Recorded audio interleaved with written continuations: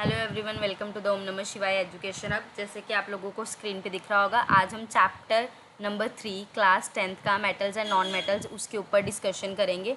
NCERT भी discuss करवाऊंगी मैं। NCERT 1 to 1 line discuss करेंगे प्रॉपरली। जैसे एनसीईआरटी हमने एटम्स एंड मॉलिक्यूल्स की रीड की थी क्लास 9th की, वैसे ही हम metals and non metals cover करेंगे। उसके अलावा जो जो इंपॉर्टेंट की पॉइंट्स आज की क्लास में हमने कवर करना है, पूरे चैप्टर के पहले मैं बता देती हूँ पूरे चैप्टर में क्या क्या है। एक हमारा occurrence of metals and non metals topic है। उसके बाद physical properties metal and non metal की क्या है।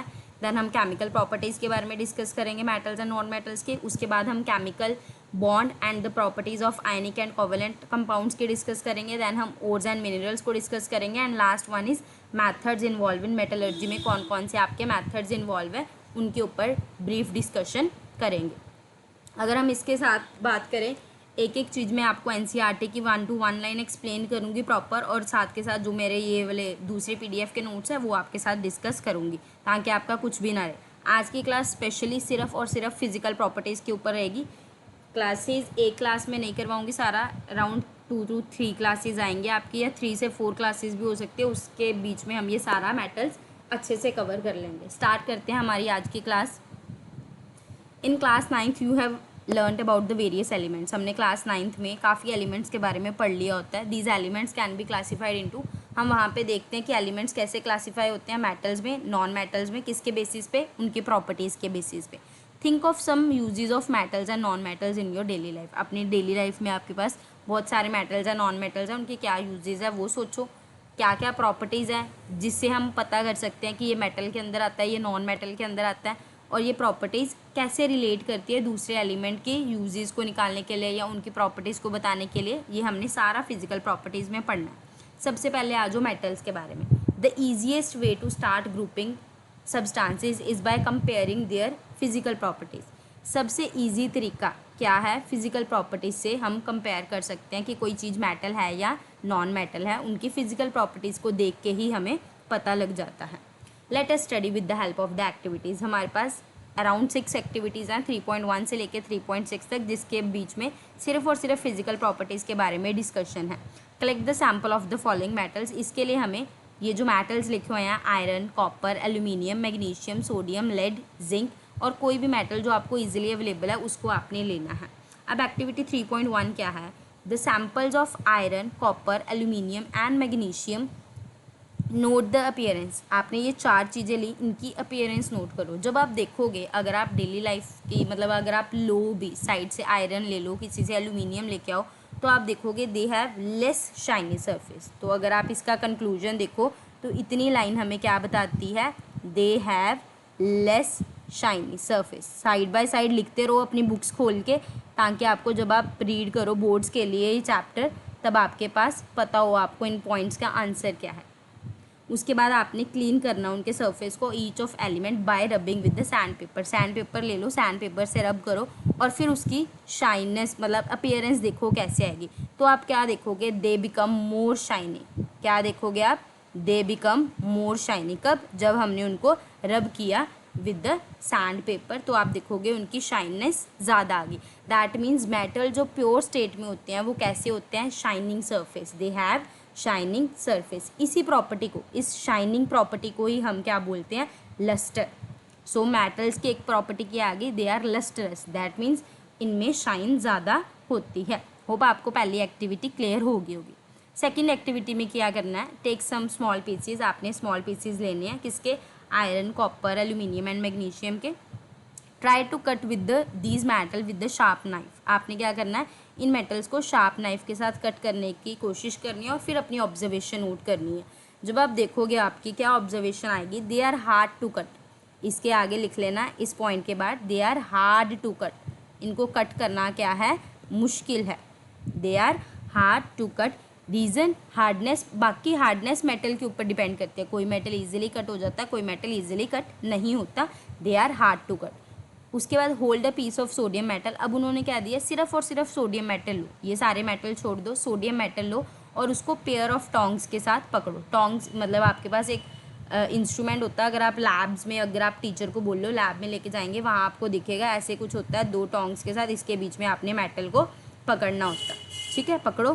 क्वेश्चन क्या बोला है, always handle with care, sodium metal को हमेशा ध्यान से पकड़ना है। Dry it by pressing the fold of the filter paper, put it on a watch glass, उसके बाद आपने इसको वॉच ग्लास पे रख देना और उसके बाद कट करना नाइफ के साथ। तो आप क्या देखोगे, क्या ऑब्जर्व करोगे, sodium can be cut easily, sodium can be cut easily, ये आपकी ऑब्जर्वेशन निकलेगी।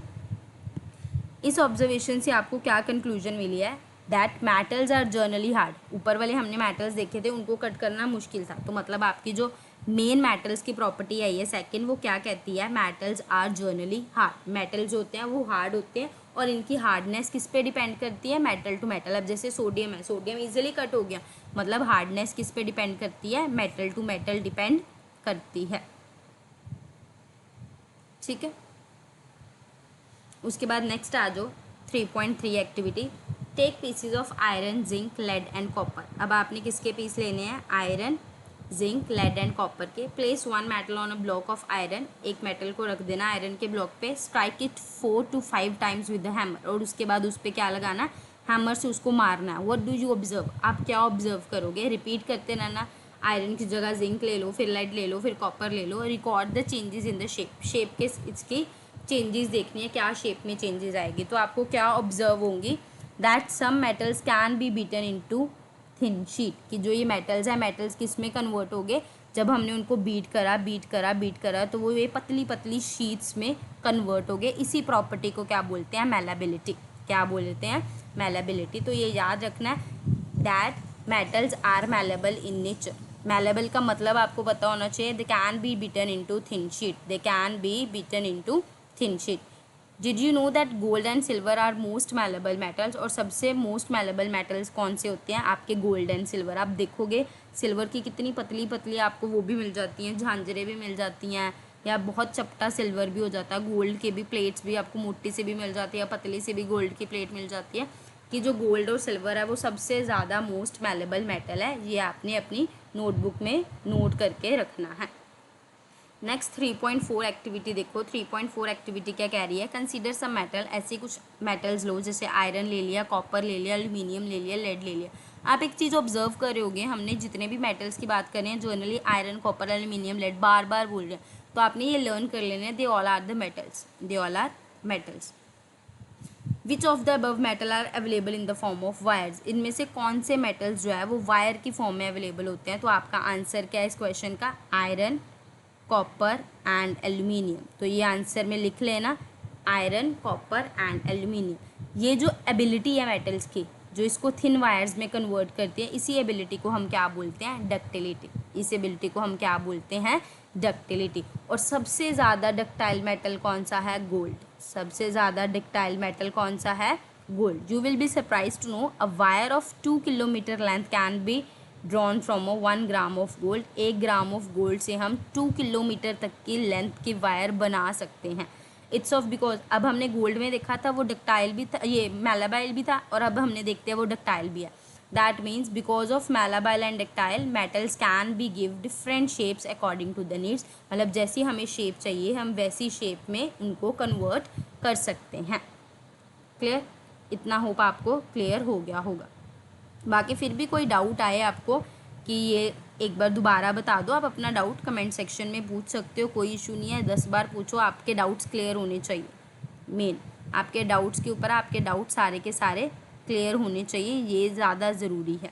ठीक है, can you name some metals that are use for making cooking vessels. आपने कुछ मेटल्स के नेम बताने हैं। Do you know metals, why these metals are, जो आप नेम लोगे वो क्यों यूज़ होते हैं, और उसके लिए हमने एक्टिविटी करनी है।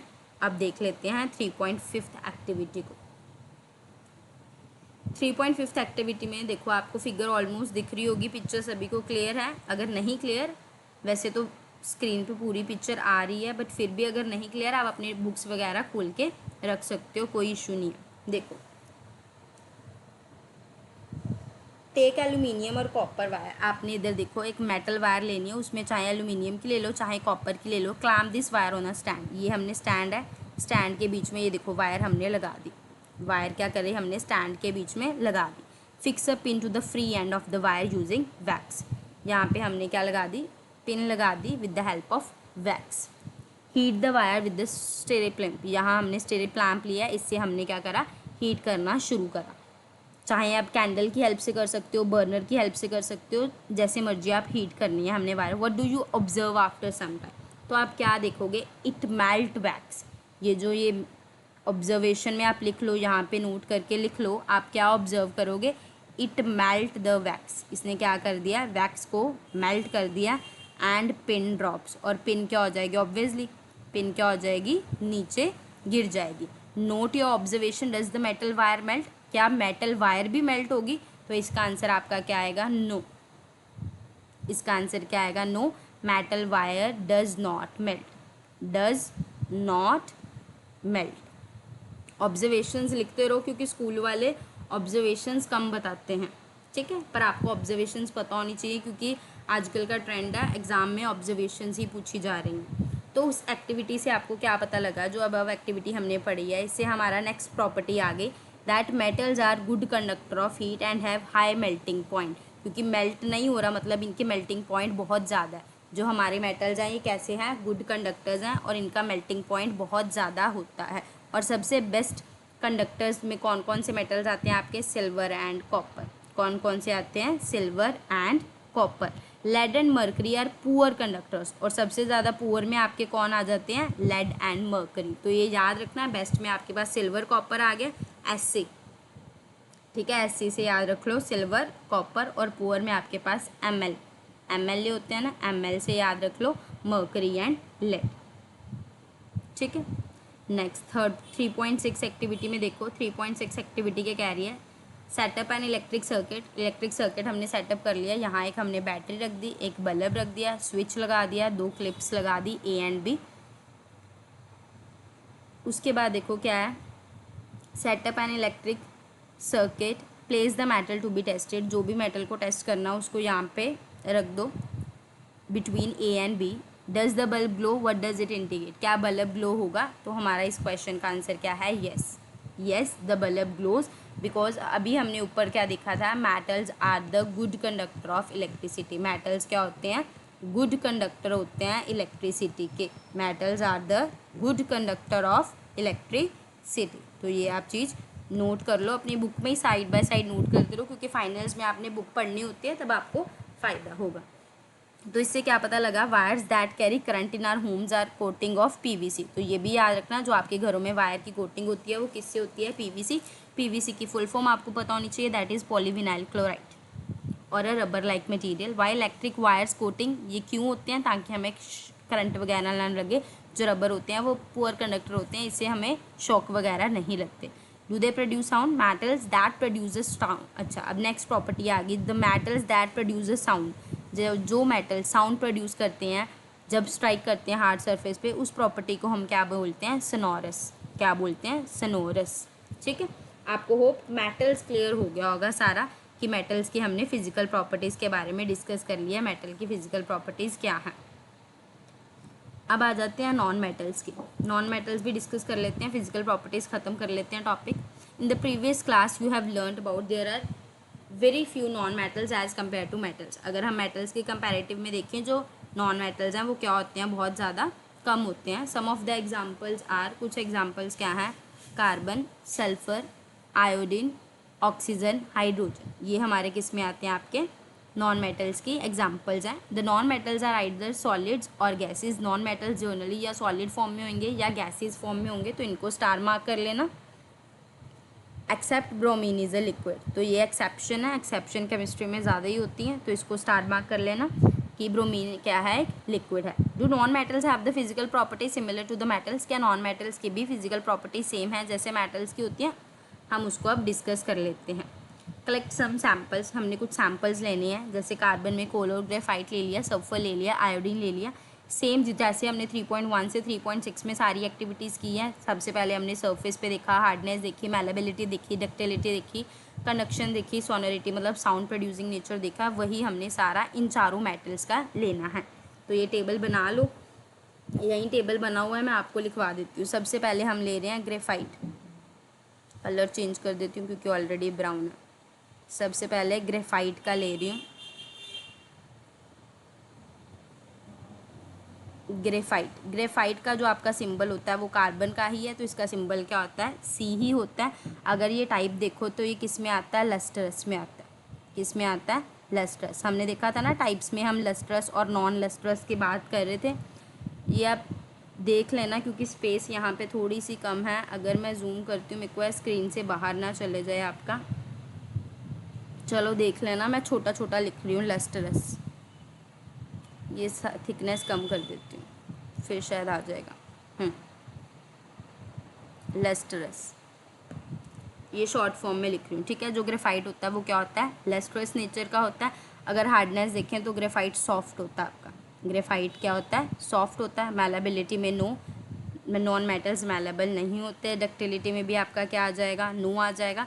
कंडक्शन में येस, जो ग्रेफाइट है इनको हम यूज़ करते हैं एज अ कंडक्शन, तो कंडक्ट्स इलेक्ट्रिसिटी, यस। आप यहाँ पे कंडक्शन का डायरेक्ट लिख रही हूँ मैं, कंडक्ट्स इलेक्ट्रिसिटी, यस, ठीक है। उसके बाद सोनोरिटी की बात करें तो नो, साउंड प्रोड्यूसिंग नेचर का नहीं होता आपका ग्रेफाइट। तो ये आपका पहला है। 1 मिनट में देख लूँ, आ रहा है ना सारा स्क्रीन पे। नेक्स्ट आपके पास हम सेकंड बात कर लेते हैं कोल की। सेकंड किसकी बात की है, इन्होंने क्वेश्चन में लिखा हुआ है कोल, तो उसके बाद कोल, कोल भी कार्बन का ही है। तो कोल ये हमारा नॉन लस्ट्रस होता है, मतलब शाइनी नेचर का नहीं होता, नॉन लस्ट्रस होता है। ये हार्ड होता है, आप देखते हो ना कोला हार्ड होता है, तो ये आपका हार्ड होता है। मैलेबिलिटी में नॉन मेटल है, no. Ductility no, electricity conduct नहीं करता। सोनोरिटी में भी आपका क्या आ जाएगा, नो। नेक्स्ट आपके पास आ जाते हैं सल्फर। नेक्स्ट हम किसकी बात कर रहे हैं, सल्फर। होप आपको ये कलर दिख रहा होगा, ये तो दिखेगा ही नहीं। चलो, सल्फर, सल्फर का सिंबल क्या होता है, एस। ये भी आपका क्या होता है, नॉन लस्ट्रस। क्या होता है, नॉन लस्ट्रस। अगर हार्डनेस की बात करें, नो, हार्डनेस नहीं होता, मतलब सॉफ्ट होता है। मैलेबिलिटी भी नहीं है, डक्टिलिटी भी नहीं होती, इलेक्ट्रिसिटी कंडक्ट भी नहीं करता, और सोनोरिटी भी नहीं होती। और लास्ट आपके पास क्या आ गया, आयोडीन। आयोडीन का सिंबल आपका होता है आई। ये लस्ट्रस होता है, ये शाइनी नेचर का होता है। बाकी सारी प्रॉपर्टीज़ इसमें क्या होती हैं, नो, ठीक है। ये आप अपना टेबल बना लेना क्योंकि पेपर में कुछ भी आ सकता है, क्योंकि अगर ये एक्टिविटी है तो आपको टेबल आपका आना चाहिए। अब मैं रब कर रही हूँ, जिसने अभी तक नहीं नोट किया वो पीछे वीडियो बैक करके नोट कर लेना। अगर नोट कर लिया देन वेल एंड गुड है, अपनी नोटबुक पे ही नोट करके रखो। तो on the basis of this observation, जो हमने ऑब्जर्वेशन रिकॉर्ड करी, हमने इसके बेसिस पे हमने देखना है।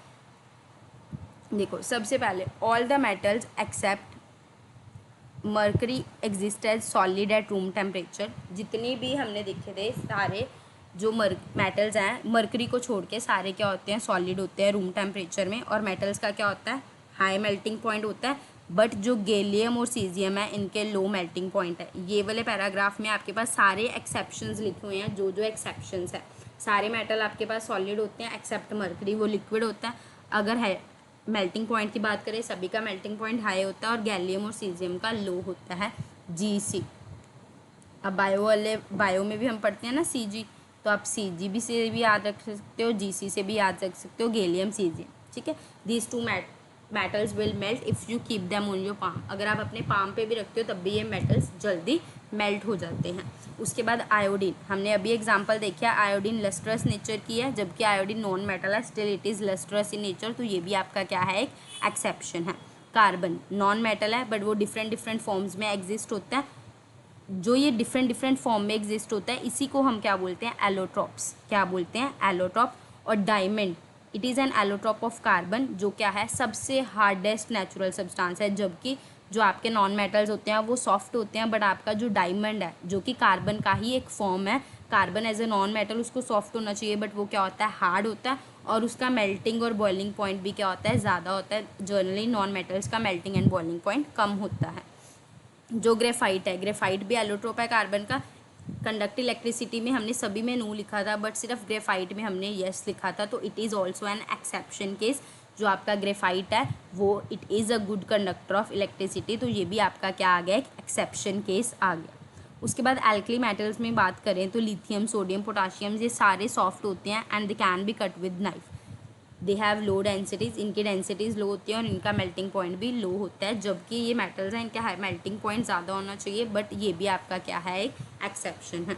तो elements can be more clearly classified as metals and non metals. हम ईजिली फिजिकल प्रॉपर्टीज से तो हमने देख लिया, केमिकल प्रॉपर्टीज से भी हम देख सकते हैं। केमिकल प्रॉपर्टीज से हम नेक्स्ट क्लास में डिस्कस करेंगे। अभी हम फिजिकल प्रॉपर्टीज़ को ही वाइंड अप करेंगे, जो आपकी लास्ट एग्जाम्पल है।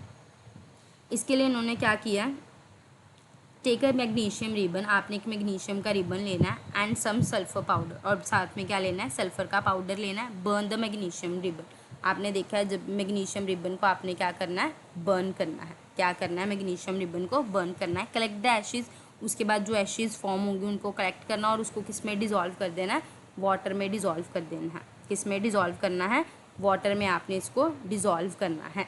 Test the resultant solution with both red litmus and blue litmus, आपने दोनों को रेड लिटमस के साथ भी और ब्लू लिटमस के साथ भी निकालना है। Is the product form on burning magnesium acidic और बेसिक, आपने ये बताना है कि ये आपका एसिडिक बना है या बेसिक बना है। तो इतने से पार्ट का आपका जो ये फर्स्ट 4 पॉइंट्स का आंसर है, आपका जो बनेगा कंपाउंड वो क्या बनेगा, MgOH ट्वाइस। ठीक है, जब आप उसको बर्निंग रिबन को बर्न करोगे, कलेक्ट करोगे एशेज़ को, उसको वाटर में जब आप मिक्स करोगे तो आपके पास क्या बनेगा, MgOH ट्वाइस। क्या बनेगा, MgOH ट्वाइस। अब जो बर्न सल्फर पाउडर है, now burn the sulphur powder को बर्न करना है। Place a test tube over the burning sulphur, फिर बर्निंग सल्फर के ऊपर टेस्ट ट्यूब रख देनी है टू कलेक्ट द फ्यूम्स, ताकि जो फ्यूम्स बने उनको कलेक्ट कर सको। फिर ऐड वाटर, वाटर को ऐड करना है to the test tube and shake, और उसके बाद उसको क्या करना है, आपने हिलाना है। फिर टेस्ट करना है विद रेड और blue litmus paper. Is the product formed is burning sulphur acidic और बेसिक। अब आपने बताना है जो आपके पास बनेगी वो क्या बनेगी, एसिडिक बनेगी या बेसिक बनेगी। तो अब जो आपके पास कलेक्ट होगा वो आपके पास क्या होगा, H2SO3, और आपको पता है H2SO3 is acidic in nature, और ये आपकी जब भी OH ट्वाइस आ जाए that is basic in nature.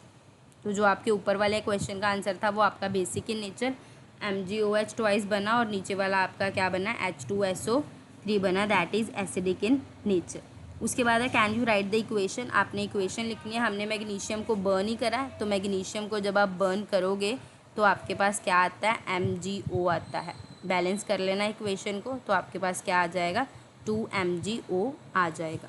उसके अलावा फिर सारी इक्वेशंस लिखने को बोला है। पहली इक्वेशन ये आ गई, उसके बाद जो आपके पास मैग्नीशियम बन के आया था, ये मैग्नीशियम ऑक्साइड आया था, उसको आपने क्या करा था, वाटर में ऐड करा था। क्या करा था, वाटर में ऐड करा था, और आपके पास क्या बन गया था, MgOH ट्वाइस, जो मैंने आपको ऊपर बताया था। क्या बन गया था, MgOH ट्वाइस। फिर आपने सल्फ़र को हीट करा था। देखो पहले स्टेप में हमारा यही था, अगर आप देखो ध्यान से, तो फर्स्ट स्टेप में हमने क्या था, मैग्नीशियम रिबन लिया था, उसको बर्न करा था। जब बर्न करोगे MgO आ जाएगा। फिर उन्होंने क्या कहा था, वाटर में डालने को कहा था। जब आपने वाटर में डाला तो आपके पास क्या आ गया, MgOH ट्वाइस। फिर आपने एसिडिक और बेसिक पूछा इन्होंने, तो हमने यहाँ पे क्या बोल दिया, it is basic in nature, it is basic in nature. फिर उन्होंने क्या कहा था, सल्फर पाउडर को बर्न करो। बर्न करना होता है ऑक्सीजन की प्रेजेंस में। जब आप बर्न करोगे तो आपके पास क्या आ जाएगा, SO2 आ जाएगा। क्या आ जाएगा, SO2। फिर उन्होंने क्या कहा था, ऐड सम वाटर। फिर इसके बीच में क्या डालना था, वाटर को ऐड करना था। जब आप वाटर को ऐड करोगे यू विल गेट H2SO3, जो हमारा क्या आया, एसिडिक इन नेचर। तो ये 4 इक्वेशन आएंगी इस एक्टिविटी की। इन इक्वेशंस को आप नोट कर लेना, ठीक है। तो आपने इन चारों से क्या देखा, most known metal produce acidic oxide. अब इसको मैं रब कर रही हूँ, नोट कर, अभी तक नोट नहीं करा तो पीछे बैक वीडियो करके पोज करके नोट कर लो। 2 इक्वेशंस को रब कर दूँ। अब देखो नॉन मेटल्स क्या हैं, दे प्रोड्यूस एसिडिक ऑक्साइड। ये एसिडिक ऑक्साइड्स प्रोड्यूस करेंगे जब वाटर में डिजोल्व होंगे। On the other hand metals give basic oxide. जो मेटल्स हैं वो हमें क्या देंगे, बेसिक ऑक्साइड देंगे। You will be learning more. हमने देखा ना, एक ने हमें एसिडिक ऑक्साइड दिया, जब सल्फ़र को किया तो हमें एसिडिक ऑक्साइड मिला, जबकि वो क्या था, एक नॉन मेटल था। तो नॉन मेटल ने हमें क्या दिया, एसिडिक ऑक्साइड दिया। और वही जब हमने ऊपर वाले मेटल को किया था, मैग्नीशियम को, उसने हमें क्या दिया, बेसिक ऑक्साइड। तो ये आपने याद रखना है। You will be learning more about these metal oxide in the next section.